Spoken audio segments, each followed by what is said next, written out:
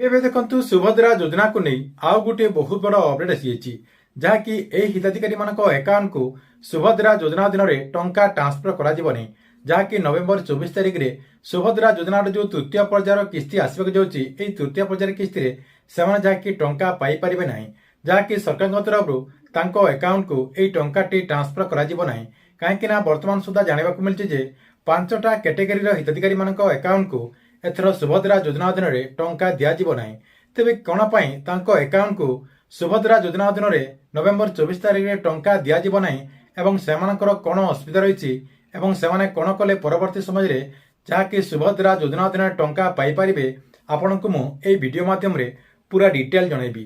ସେଥିପାଇଁ ଭିଡ଼ିଓଟିକୁ ଶେଷ ପର୍ଯ୍ୟନ୍ତ ଦେଖନ୍ତୁ। ତା ପୂର୍ବରୁ ଭିଡ଼ିଓକୁ ଗୋଟେ ଲାଇକ୍ କରିଦିଅନ୍ତୁ ଏବଂ ଯେଉଁମାନେ ଚ୍ୟାନେଲକୁ ନୂଆ ଆସିଥିବେ ଚ୍ୟାନେଲକୁ ସବସ୍କ୍ରାଇବ୍ କରିକି ପାଖରେ ଥିବା ବେଲ୍ ଆଇକନକୁ କ୍ଲିକ୍ କରିକି ଅଲ୍ ନୋଟିଫିକେସନ୍ ଅନ୍ କରିଦିଅନ୍ତୁ, ଯାହାଦ୍ୱାରା ଗଭର୍ଣ୍ଣମେଣ୍ଟର ଯାହା ବି ନୂଆ ଯୋଜନାର ଅପଡେଟ୍ ଆସିବ ଏହି ଚ୍ୟାନେଲ ମାଧ୍ୟମରେ ଆପଣ ସର୍ବପ୍ରଥମେ ଜାଣିପାରିବେ।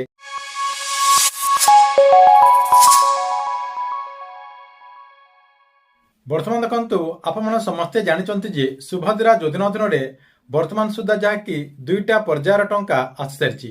ଏବେ ଆପଣଙ୍କର ଯେଉଁ ତୃତୀୟ ପର୍ଯ୍ୟାୟର କିସ୍ତି ରହିଛି ନଭେମ୍ବର 24 ତାରିଖରେ ଯୋଗ୍ୟ ମହିଳାମାନଙ୍କ ଆକାଉଣ୍ଟକୁ ଏହି ଟଙ୍କାଟି ଟ୍ରାନ୍ସଫର କରାଯିବ, ଯାହାକି ମାନ୍ୟବର ଉପମୁଖ୍ୟମନ୍ତ୍ରୀ ପ୍ରଭାତୀ ପରିଡ଼ା ଏ ନେଇ ସୂଚନା ଦେଇସାରିଛନ୍ତି। ଏବଂ ସେ କହିଛନ୍ତି ଯେ ଯେଉଁମାନେ ଯୋଗ୍ୟ ଅଟନ୍ତି ଏବଂ ଯେଉଁମାନଙ୍କର ସବୁକିଛି ଠିକ୍ଠାକ୍ ରହିଛି ସେମାନେ ଯାହାକି ସୁଭଦ୍ରା ଯୋଜନାର ଯେଉଁ ତୃତୀୟ ପର୍ଯ୍ୟାୟର କିସ୍ତି ରହିଛି ସେହି ତୃତୀୟ ପର୍ଯ୍ୟାୟ କିସ୍ତିରେ ସେମାନେ ଯାହାକି ଟଙ୍କା ପାଇପାରିବେ। ଏବଂ କେଉଁମାନେ ପାଇପାରିବେନି ତାଙ୍କୁ ନେଇ ମଧ୍ୟ ଗୋଟେ ଅପଡେଟ୍ ଆସିଯାଇଛି, ଯାହାକି 5ଟା କ୍ୟାଟେଗୋରୀର ହିତାଧିକାରୀମାନେ ଏଥର ସୁଭଦ୍ରା ଯୋଜନା ଅଧୀନରେ ଟଙ୍କା ପାଇପାରିବେନି।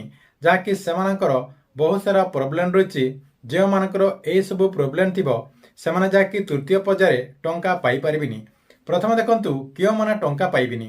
ଆପଣଙ୍କର 1 ନମ୍ବରରେ ରହିଛି ଯେଉଁମାନଙ୍କର ଟାଟସରେ ଇ କ୍ୟାସି ପେଣ୍ଡିଂ ଆପଣଙ୍କର ଏବଂ ଅଣ୍ଡର ପ୍ରୋସେସ୍ ଶୋ କରୁଛି ଏବଂ ସେମାନଙ୍କର ଯଦି ଏଯାଏଁ ସରକାରଙ୍କ ତରଫରୁ ଭେରିଫିକେସନ୍ କରାଯାଏ ନାହିଁ, ତାଙ୍କର ଯେଉଁ ଡକୁମେଣ୍ଟ ରହିଛି ସେହି ଡକୁମେଣ୍ଟଟିକୁ ଯଦି ସରକାରଙ୍କ ତରଫରୁ ଏଯାଏଁ ଭେରିଫିକେସନ୍ କରାଯାଏ ନାହିଁ, ତାହେଲେ ସେମାନେ ଯାହାକି ଏହି ପର୍ଯ୍ୟାୟରେ ଟଙ୍କା ପାଇପାରିବେନି। ଯେବେ ସରକାରଙ୍କ ତରଫରୁ ତାଙ୍କର ଡକୁମେଣ୍ଟଟିକୁ ଭେରିଫିକେସନ୍ କରାଯିବ, ଭେରିଫିକେସନ୍ ହୋଇଗଲା ପରେ ସେମାନେ ଯଦି ସୁଭଦ୍ରା ଯୋଜନା ଅଧୀନରେ ଟଙ୍କା ପାଇବା ପାଇଁ ଯୋଗ୍ୟ ହୋଇଥିବେ, ସେମାନେ ଯାହାକି ସୁଭଦ୍ରା ଯୋଜନା ଅଧୀନରେ ସେହି କିସ୍ତିରେ ଯାହାକି ଟଙ୍କା ପାଇପାରିବେ। ସେଥିପାଇଁ ଆପଣଙ୍କର ଯେଉଁ ଟାଟସ୍ ରହିଛି ସେହି ଟାଟସ୍ଟିକୁ ମଝିରେ ମଝିରେ ଆପଣ ଚେକ୍ କରିଥାନ୍ତୁ ଆପଣଙ୍କର ଏପ୍ରୁଭ୍ ହୋଇଛି କି। ଆଗରୁ ଆପଣଙ୍କର ଯେମିତି ପେଣ୍ଡିଂ ଶୋ କରୁଥିଲା ସେମିତି ପେଣ୍ଡିଂ ଶୋ କରୁଛି। ତାପରେ ଦେଖନ୍ତୁ ଆପଣଙ୍କର 2 ନମ୍ବରରେ କିଏ ରହିଛନ୍ତି।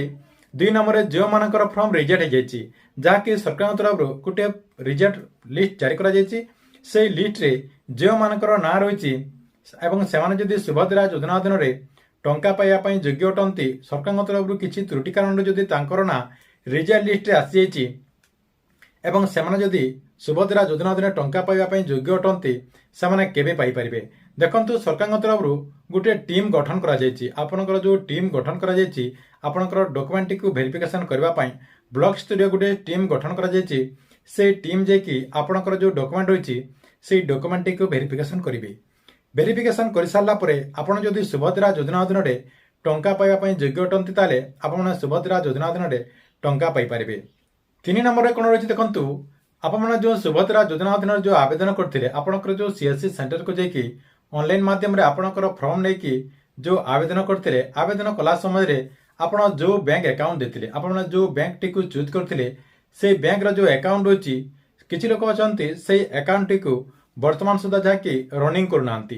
ସେଥିପାଇଁ ବ୍ୟାଙ୍କ ତରଫରୁ ତାଙ୍କର ଆକାଉଣ୍ଟଟିକୁ ଯାହାକି ଡିଆକ୍ଟିଭ୍ କରିଦିଆଯାଇଛି। ସେଥିପାଇଁ ଆପଣଙ୍କୁ ସେହି ବ୍ୟାଙ୍କଟିକୁ ଆକ୍ଟିଭ୍ କରିବାକୁ ପଡ଼ିବ। ଆପଣଙ୍କର ବ୍ୟାଙ୍କର ଯେଉଁ ଆକାଉଣ୍ଟ ରହିଛି ସେହି ଆକାଉଣ୍ଟ ନମ୍ବରଟିକୁ ଆପଣଙ୍କର ଆକ୍ଟିଭ୍ କରିବାକୁ ପଡ଼ିବ, ଯାହାକି ରନିଂ କରିବାକୁ ପଡ଼ିବ। ରନିଂ କଲା ପରେ ଆପଣଙ୍କର ଯେଉଁ ଆକାଉଣ୍ଟ ରହିଛି ସେହି ଆକାଉଣ୍ଟଟିକୁ ସୁଭଦ୍ରା ଯୋଜନାର ଯେଉଁ ଟଙ୍କା ରହିଛି ସରକାରଙ୍କ ତରଫରୁ ସେହି ଟଙ୍କାଟି ଆପଣଙ୍କ ଆକାଉଣ୍ଟକୁ ଟ୍ରାନ୍ସଫର କଲା ପରେ ସେହି ଆକାଉଣ୍ଟଟିକୁ ସେହି ଟଙ୍କାଟି ଆସିପାରିବ। ଏଥିଲା ଆପଣଙ୍କର 3 ନମ୍ବର ଅପଡେଟ୍। 4 ନମ୍ବର ଦେଖନ୍ତୁ, ସୁଭଦ୍ରା ଯୋଜନା ଅଧୀନରେ ଆଉ ଗୋଟିଏ ବର୍ତ୍ତମାନ ନୂଆ ଲିଷ୍ଟ ଆସିଯାଇଛି।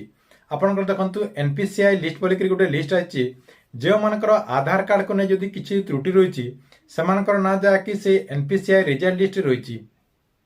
ଆପଣଙ୍କର ଯେଉଁ ବ୍ୟାଙ୍କ ଆକାଉଣ୍ଟ ରହିଛି ସେହି ବ୍ୟାଙ୍କ ଆକାଉଣ୍ଟରେ ଆପଣଙ୍କର ଯେଉଁ ଆଧାର କାର୍ଡ ରହିଛି ସେହି ଆଧାର କାର୍ଡଟି ଯଦି ଲିଙ୍କ ହୋଇନଥିବ, ଆପଣଙ୍କର DBT ଆକ୍ଟିଭ୍ ନ ହୋଇଥିବ, ସେଥିପାଇଁ ଆପଣଙ୍କର NPCI ଲିଷ୍ଟରେ ନାଁ ରହିଛି। ସେଥିପାଇଁ ଆପଣଙ୍କୁ କ'ଣ କରିବାକୁ ପଡ଼ିବ, ଆପଣଙ୍କର ଯେଉଁ ଆଧାର କାର୍ଡ ରହିଛି ସେହି ଆଧାର କାର୍ଡଟିକୁ ଆପଣଙ୍କର ଯେଉଁ ବ୍ୟାଙ୍କ ଆକାଉଣ୍ଟ ରହିଛି ସେଇ ବ୍ୟାଙ୍କ ଆକାଉଣ୍ଟରେ ଲିଙ୍କ କରିବାକୁ ପଡ଼ିବ। ଆପଣ ଲିଙ୍କ କଲା ପରେ ଆପଣମାନେ ସୁଭଦ୍ରା ଯୋଜନା ଅଧୀନରେ ଟଙ୍କା ପାଇପାରିବେ। ଏଥିରେ ଆପଣଙ୍କର 4 ନମ୍ବର ଅପଡେଟ୍। 5 ନମ୍ବର କ'ଣ ରହିଛି, ବର୍ତ୍ତମାନ ଦେଖନ୍ତୁ ମାନ୍ୟବର ଉପମୁଖ୍ୟମନ୍ତ୍ରୀ ପ୍ରଭାତୀ ପରିଡ଼ା ଆଉ ଗୋଟେ ନୂଆ ସୂଚନା ଦେଇଛନ୍ତି। ଆପଣଙ୍କର ଯେଉଁ ବ୍ୟାଙ୍କ ଆକାଉଣ୍ଟ ରହିଛି, ମୁଖ୍ୟତଃ ଆପଣ ଯେଉଁ ସୁଭଦ୍ରା ଯୋଜନା ଅଧୀନରେ ଆବେଦନ କଲା ସମୟରେ ଯେଉଁ ବ୍ୟାଙ୍କ ଦେଇଥିଲେ, ଆପଣମାନେ ଯଦି SBI କିମ୍ବା ଆପଣଙ୍କର ବ୍ୟାଙ୍କ ଅଫ୍ ବରୋଦା କିମ୍ବା ଆପଣଙ୍କର ପୋଷ୍ଟାଲ ପେମେଣ୍ଟ ବ୍ୟାଙ୍କ କିମ୍ବା ଆପଣଙ୍କର ଏୟାରଟେଲ ପେମେଣ୍ଟ ବ୍ୟାଙ୍କ ଯାହା ବି ଆପଣମାନେ ଆକାଉଣ୍ଟ ଦେଇଛନ୍ତି, ଯେଉଁ ନାଁ ଆପଣମାନେ ଲେଖିଛନ୍ତି, ଯେଉଁ ବ୍ୟାଙ୍କର ନାଁ ସେଇ ଫର୍ମରେ ଲେଖା ହେଇଛି, ସେଇ ବ୍ୟାଙ୍କଟିକୁ ଆପଣମାନେ ଆପଣଙ୍କର ଯେଉଁ ମୋବାଇଲ ନମ୍ବର ରହିଛି ସେଇ ମୋବାଇଲ ନମ୍ବରଟିକୁ ଲିଙ୍କ କରିବାକୁ ପଡ଼ିବ ଏବଂ ଆପଣଙ୍କର ଯେଉଁ ଆଧାର କାର୍ଡ଼ ରହିଛି ସେଇ ଆଧାର କାର୍ଡ଼ଟିକୁ ସେଇ ବ୍ୟାଙ୍କ ଆକାଉଣ୍ଟରେ ଯାହାକି ଆପଣଙ୍କୁ DBT ଆକ୍ଟିଭ କରିବାକୁ ପଡ଼ିବ। ଆପଣଙ୍କର 3ଟା 4ଟା ଆକାଉଣ୍ଟ ଥିଲେ ମଧ୍ୟ ଆପଣ ସେଇ ବ୍ୟାଙ୍କରେ ହିଁ DBT ଆକ୍ଟିଭ କରିବେ। ଆପଣଙ୍କର ଯଦି ଅଲଗା ଆକାଉଣ୍ଟରେ ଆପଣଙ୍କର ଯଦି ଆଧାର ନମ୍ବରଟି ଲିଙ୍କ ହେଇଥିବ କିମ୍ବା ଆପଣଙ୍କର ମୋବାଇଲ ନମ୍ବରଟି ଲିଙ୍କ ହେଇଥିବ, ଆପଣମାନେ ସୁଭଦ୍ରା ଯୋଜନା ଅଧୀନରେ ଟଙ୍କା ପାଇପାରିବେନି ବୋଲି ମାନ୍ୟବର ଉପମୁଖ୍ୟମନ୍ତ୍ରୀ ପ୍ରଭାତୀ ପରିଡ଼ା କିଛି ଦିନ ତଳେ ଯାହାକି ସୂଚନା ଦେଇଛନ୍ତି। ସେଥିପାଇଁ ଆପଣମାନଙ୍କୁ ମୁଁ ଏଇ ଅପଡେଟଟି ଦେଇଦେଲି। ଦେଖନ୍ତୁ ଆପଣଙ୍କୁ ମୁଁ ଯେତେଟା ପ୍ରୋବ୍ଲେମ କହିଲି, ଆପଣମାନଙ୍କୁ ଦେଖନ୍ତୁ ମୁଁ 5ଟା ଅପଡେଟ କହିଦେଇଛି। এই 5ଟା କାରଣରୁ ଆପଣଙ୍କ ଆକାଉଣ୍ଟକୁ ଯେହେତୁ ସୁଭଦ୍ରା ଯୋଜନା ଅଧୀନରେ ଟଙ୍କା ଆସୁନି, ସେଥିପାଇଁ ଆପଣ କ'ଣ କରିବେ, ଏଇ 5ଟି କାରଣକୁ ଯାହାକି ସଂଶୋଧନ କରିବାକୁ ପଡ଼ିବ। ମୁଖ୍ୟତଃ ଆପଣଙ୍କର DBT ଆକ୍ଟିଭ କରିବାକୁ ପଡ଼ିବ।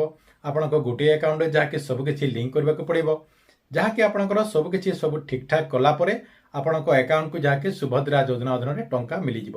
ଦେଖନ୍ତୁ ଏଇ ଆପଣଙ୍କର ନଭେମ୍ବର 24 ତାରିଖରେ ସୁଭଦ୍ରା ଯୋଜନାର ଟଙ୍କା ନ ମିଳିଲେ ଆପଣଙ୍କର ଯେଉଁ ଚତୁର୍ଥ ପର୍ଯ୍ୟାୟର କିସ୍ତି ଆସିବ, ଚତୁର୍ଥ ପର୍ଯ୍ୟାୟରେ ଆପଣ ସବୁକିଛି ଯଦି ଠିକଠାକ୍ କରିଦେଇଥିବେ, ଚତୁର୍ଥ ପର୍ଯ୍ୟାୟରେ ଯାହାକି ଡିସେମ୍ବର ମାସରେ ଚତୁର୍ଥ ପର୍ଯ୍ୟାୟର କିସ୍ତି ଆସିପାରେ ବୋଲି ଯାହାକି ସୂଚନା ରହିଛି। ଚତୁର୍ଥ ପର୍ଯ୍ୟାୟରେ କିସ୍ତି ଆସିଲା ପରେ ଆପଣ ଯାହାକି ଟଙ୍କା ପାଇପାରିବେ। ଦେଖନ୍ତୁ ଚତୁର୍ଥ ପର୍ଯ୍ୟାୟରେ ଯଦି ଆପଣଙ୍କ ଆକାଉଣ୍ଟକୁ ସୁଭଦ୍ରା ଯୋଜନା ଅଧୀନରେ 5,000 ଟଙ୍କା ନ ଆସିଛି, ତାହେଲେ ଆପଣଙ୍କୁ ଯାହାକି ମାର୍ଚ୍ଚ 8 ତାରିଖରେ ସୁଭଦ୍ରା ଯୋଜନାର 2 ନମ୍ବର ଇନଷ୍ଟଲମେଣ୍ଟ ଟଙ୍କା ଆସିବ। 2 ନମ୍ବର ଇନଷ୍ଟଲମେଣ୍ଟ ଯାହାକି ଆପଣ ପ୍ରଥମ ପର୍ଯ୍ୟାୟରେ 5,000 ଟଙ୍କା ଏବଂ ଆପଣଙ୍କର ଦ୍ୱିତୀୟ ପର୍ଯ୍ୟାୟର 5,000 ଟଙ୍କା ଏକା ସାଙ୍ଗକୁ ଆପଣ ଯାହାକି 10,000 ଟଙ୍କା ପାଇପାରିବେ ବୋଲି ଯାହାକି ସରକାରଙ୍କ ତରଫରୁ ସୂଚନା ରହିଛି। ସେଥିପାଇଁ ଆପଣମାନେ ଏବେଠାରୁ ଆପଣଙ୍କର ଯାହା ବି ଅସୁବିଧା ରହିଛି ସେ ସବୁକୁ ଯାହାକି ସମାଧାନ କରିବା ପାଇଁ ଚେଷ୍ଟା କରନ୍ତୁ।